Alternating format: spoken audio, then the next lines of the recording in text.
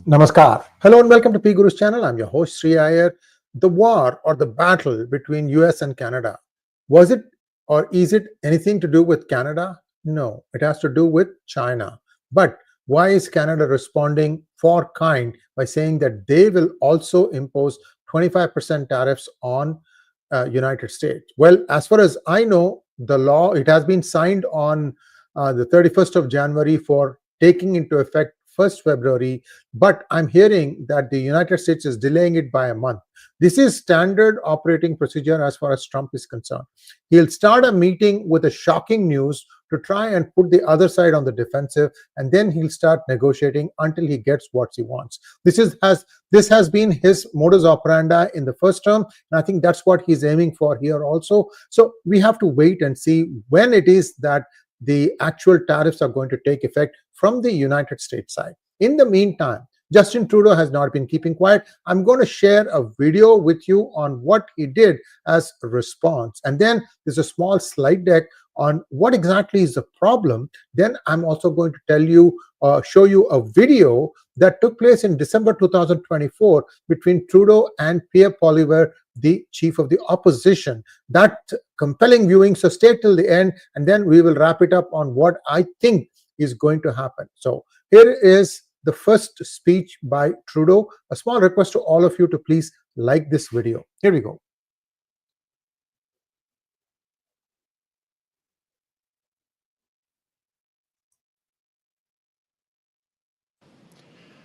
Tonight, I am announcing Canada will be responding to the U.S. trade action with 25% tariffs against $155 billion worth of American goods. This will include immediate tariffs on $30 billion worth of goods as of Tuesday, followed by further tariffs on $125 billion worth of American products in 21 days' time to allow Canadian companies and supply chains to seek to find alternatives. Ce soir, j'annonce la réplique du Canada. You get the idea. He was repeating the same thing in French because Canada is a bilingual country. Now, 25% right away. Now let's take a look at the relative sizes of the gross domestic product of the two countries. And this is where I'm starting the slide deck. Let's take a quick look at what are the relative sizes of the two countries and whether this is something that is an attempt by Canada to spite itself on its nose because it doesn't like its face. So you look at the GDP numbers. Canada's GDP is 2.14 trillion. US's GDP is 27.36 trillion. Who needs who more? Now, if Canada were to be a state of the United States, it would be number 4 in terms of GDP in the ranking of the states. Now, so Canada is going to probably hurt more in the short term, but more importantly, why is Canada not saying anything about what it is going to do about fentanyl? This has been the bone of contention. Instead of talking about it, Canada is saying that I'm going to impose tariffs on you. They are hoping that there is a big natural gas and crude trade with the United States, that a 25% hike on that will really hit people at the gas pump, and therefore the American people will start getting angry. Then they'll turn against Trump. The surveys will say that his ratings are going down, and that will force Trump to walk back the 25% tariffs. It's not as simple as that, unfortunately. I think Trump has been planning this, and I'm sure he has a way out for this. Remember that US is still sitting on a huge strategic petroleum reserve. It can ride this storm out very easily, in fact. So let's wait and see what happens. But let us take a look at the core problem. I hope you have liked this video by now. So what is the core problem? Remember, for the longest time, you had the poppy cultivation, the opium, and you had all these derivatives, hash, and so on and so forth. These were like the naturally occurring non-synthetic opium derivatives such as morphine that came in 1850s, and then codeine that came in 1880s. Morphine was introduced by Bayer Pharmaceuticals and codeine by Roche Pharmaceuticals. Essentially, these were products that were used to lower the pain that some suffered, especially from cancer and so on and so forth. Then the synthetic derivatives started appearing. That means these were things that you could create in a lab. Oxycodone from Purdue Pharmacy in 1990s, and fentanyl, the most dangerous one, Janssen as well as Johnson and Johnson had it in the 1960s. What was the first application of fentanyl? Well, before that, the drugs are causing overdose deaths of 125,000 per year in the USA. I think this number has gone up. It is now close to 300 or 400 a day. So yeah, it's more or less the same. So okay, so you get the number. Now, what is fentanyl? Fentanyl is a potent synthetic opioid drug approved by the Food and Drugs Administration as an analgesic or pain relief, and it also finds use in as anesthetic to put you into sleep for like surgery and so on and so forth. Well, according to CDAC or CDC, I should say, the fentanyl analogs were involved in roughly 2,600 drug overdose deaths each year between 2011 and 2012. The numbers have shot through the roof, as a matter of fact. So what is the lethal dose? A 2 milligram, that is 2,000ths of a gram, leads to the death of an adult. Of course, this is not the way it is being administered. It's being administered in a slightly different way. We'll talk about that. The company Janssen Pharmaceutica first developed fentanyl in 1959.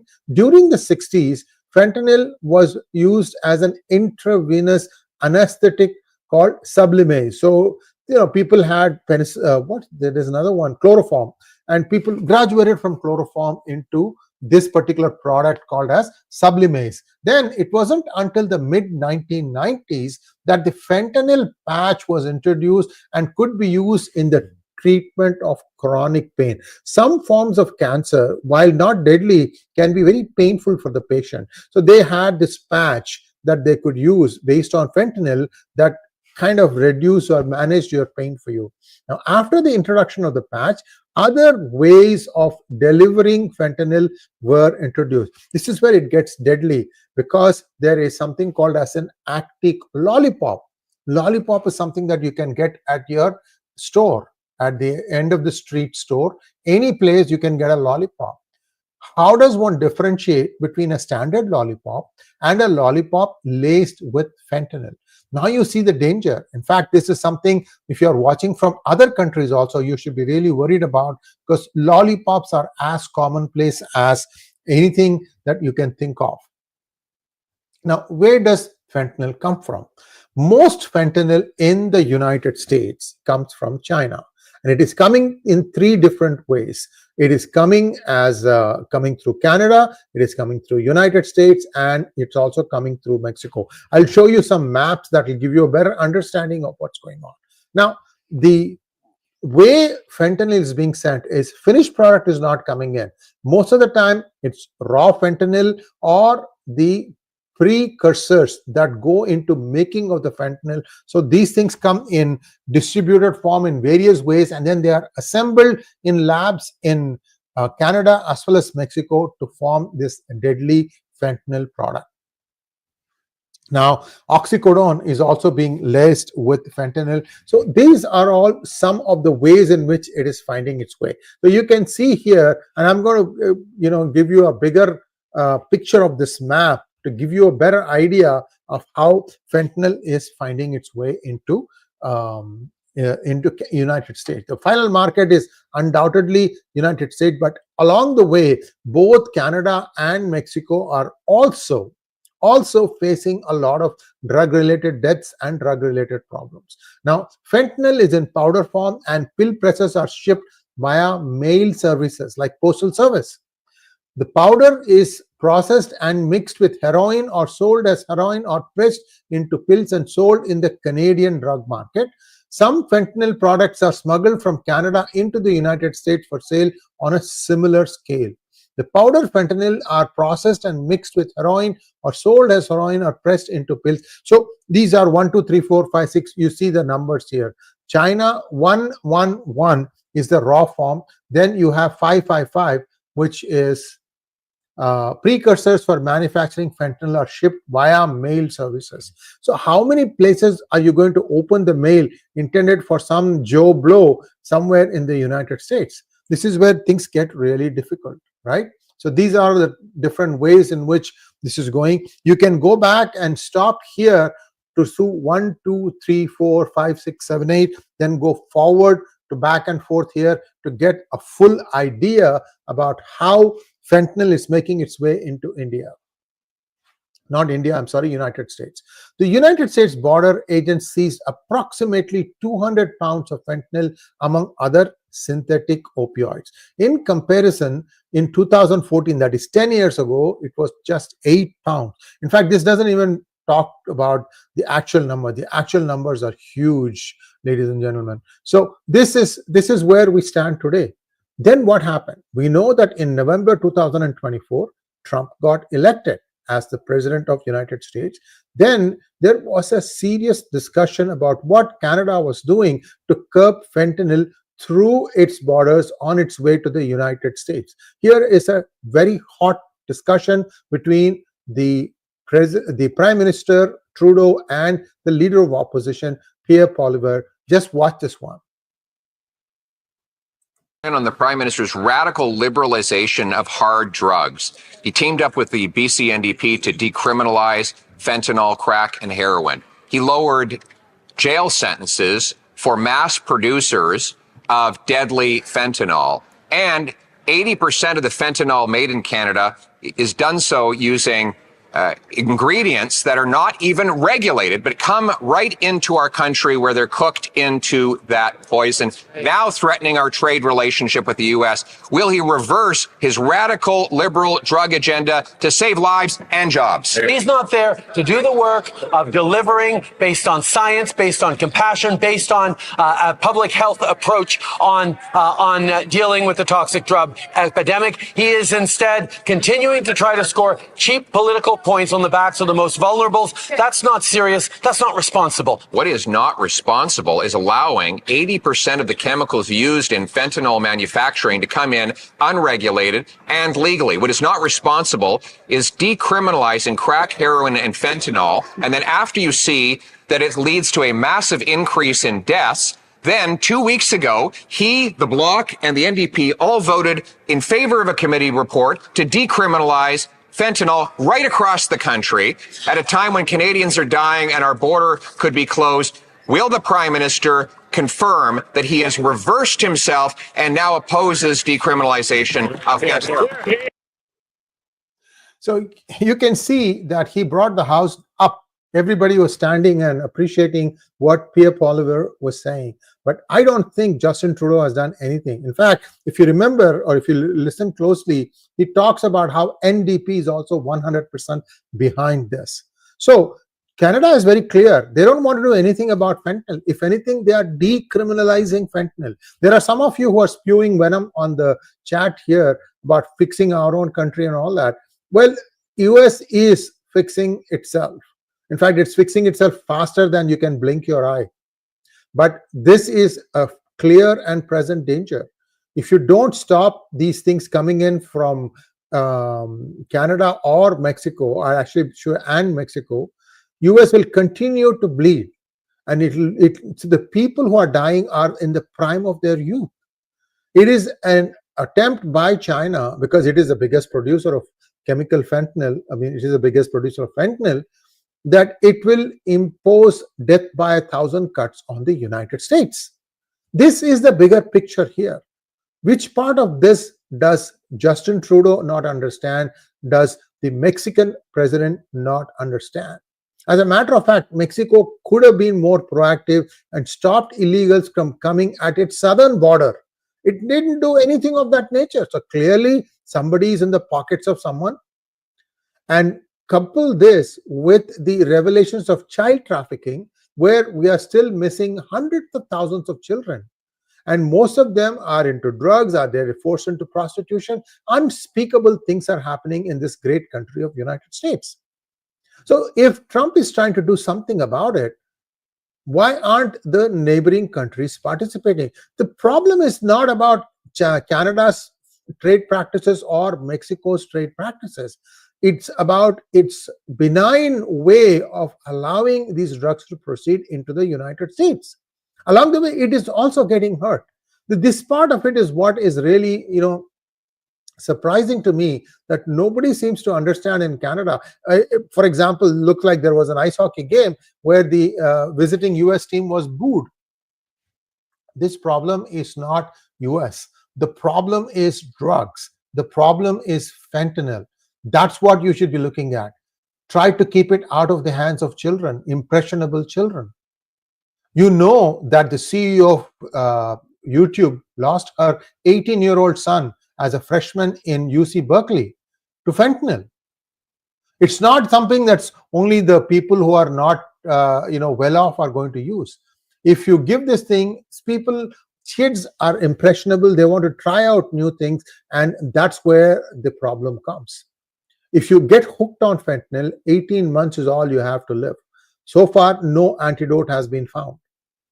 A lot of problems, and I hope that saner minds will prevail, and something that is going to benefit the humanity is going to win in all this stuff. I'm going to see if there's any other questions from any of you guys. I have one or two questions. Let me see what happened. Let me just quickly browse through this. Okay, there's one. There's an interesting one here. While you guys are, while I look for the questions. So I don't know about this, whether you cannot blink because of somebody being high on fentanyl. Now, this is an interesting one. He says, first deal with the problem in your own stupid country rather than blaming others for your misery and misdeeds. Sridharji, point taken, but you are also suffering from this. And no, we are not stupid. We are the ones who are actually pointing out the problem. I mean, look, I'm not carrying a brief for Trump, but this problem has been around for a while now, and Biden just did not do anything about it. In fact, people are saying that Kamala Harris was mostly on drugs. Okay, I think I have. Yeah, CEO of YouTube. That is correct. Sarah something. You can take a look at it. Look at it on Google.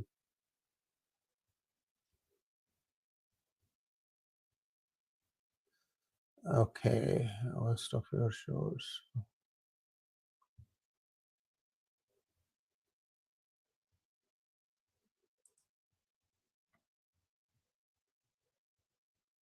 All right, we have a few questions, so I'm going to go through them one by one. Starting with Magnet Ranga. Namaskaram, isn't Canada itself affected by its actions with fentanyl? How long before it starts affecting? Not talking about economic impact, but the social impact. Yes, indeed. That is what I showed you, that video where there was an exchange between the leader of opposition and the prime minister. So yes, this is a problem that afflicts Canada also. Shalini wants to know, what is the likelihood that Trump will actually make Canada the 51st state? As a Canadian, I would support this. Shalini ji, I don't know, because remember a couple of things. As a Canadian, you probably are getting better health benefits than if you are a US citizen. So you'll have to pay a lot more for health insurance and for health care if you become part of United States. On the other hand, you might get more money in your hands because the tax base will go down. So there is this balance that has to be struck. And also, what is the bigger benefit for the combined country? I'm not so sure. Again, these are all, like I said, Trump has this habit of shocking you into a meeting, going into a meeting, shocking everybody. So everybody is, coming prepared with this agenda, but he shocks you with something else. Everybody is out of their comfort zone, and somehow he thinks that then he can get a better deal for himself / United States. So we have to wait and see. Maybe there has to be a referendum in Canada where Canadians can decide what is best for them, and also there may be a referendum on the United States as well, as to finding out whether US is ready to accept Canada as its 51st state. There are some procedures that are written in the Constitution on adding things, but who am I? So let's wait and see how it goes. There are pluses and minuses, so it's not something like it's good all the way. Bhaskar Mujumdar wants to know, why is the US not taking action against the drug mafia of Mexico? Is it because the drug mafia is among the biggest customer of the large global banks via money laundering? Good question, Bhaskar. I told you about this. I think I've done 7 or 8 programs so far about how difficult it is becoming to try and stop illegals from entering the southern border, and also to try and stop drugs from entering the southern border. It's not so easy, which is why the United States has deployed army now.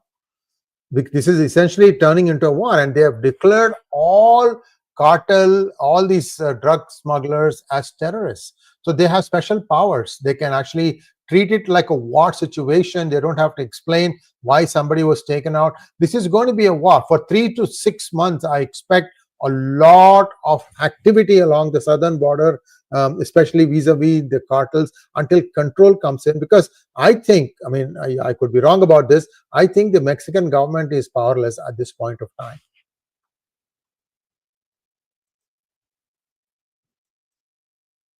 CEO of YouTube, yes, look it up on Google. Sarah something, Sarah something, Sarah. GK wants to know, USAID is the top organization funding all the illegal activities in the world. Then why fentanyl is wrong to export to USA? Good question. Trump has completely shut off that spigot called USAID. Nobody's getting anything from USAID at this point of time. That has been shut off. And of course, there is this lawsuit that is challenging it, but just a couple of days' time, that will get sorted out. I'm sure there will be like an approved list of things that can be frozen, and those that are essential and need to open. This kind of agreement is where they're going to come to. Remember, I told you, and I've been telling this again and again, I would be surprised. I'll be actually happy if 30% of what Trump promises gets actually done. That is how hard it is, because the other side is very entrenched too. They're not going to just like that accept defeat and walk away. Magnet Ranga again, it is believed that Trudeau himself is addicted. How can leaders who are himself addicted stop trade? Magnet Ranga, it might shock you to know that many political leaders these days are on drugs. Many. I can't give you names, and I don't have a kit that I can put in front of, like, for example, a G20 conference, drugged, not drugged, drugged, not drugged, and so on and so forth. So it is a situation now that has developed. It afflicts many people, because this is a very high pressure job these days. Being a prime minister or a president or the head of a country is a very high pressure job. I'm talking about drugs in a very broad sense. I mean, even if it is like, for example, I was joking that Biden, whenever he is clear and precise, he could be on Adderall. So anyway, so these are all things that have become par for the course. Now we'll have to, just give me 1 second, a couple new questions. These are all I'm going to take. I'll stop after this. Hakuna Matata wants to know, will Trump destroy global economy by tariffs? What will save the USD and US citizen from its 36 plus trillion debt? Hakuna Matata, first of all, a lot of the funding to illegals has stopped cold, and cities and corporations are just screaming right now because they were giving a lot of money, just handouts, along with shelter, clothing, and all that money has dried up. So you will start seeing a huge exodus of illegals going back to their country because they just don't have the money. And along the way, they might destroy some property also. You have to be careful. This is what I expect to see happen. And that was the biggest expense item. That will go down. DOGE, on which I'm going to talk about some of the things that were done, which is just mind-boggling. And I'm going to talk about that tomorrow. You will see a researched article about what are all the things that were taking place, how DEI has wreaked havoc in government organization. Just unbelievable. That's all I can tell you. Next question. Balaji wants to know, what happened to the plans of deporting back the illegal migrants back to Canada? Well, some did go there. I don't know what Canada is doing about them. Canada has its own system. They'll have to figure out if they want to continue aiding illegals who are coming in by just crossing this one waterless creek. that separates United States and Canada. I'm told there is a waterless creek that you can just, go in, walk across. On the other side, Canadian NGOs are ready to welcome you with open arms. So good luck. Thanks for watching. Please like, share, and subscribe to our channel. And we'll be back again first thing tomorrow morning with more information. Namaskar.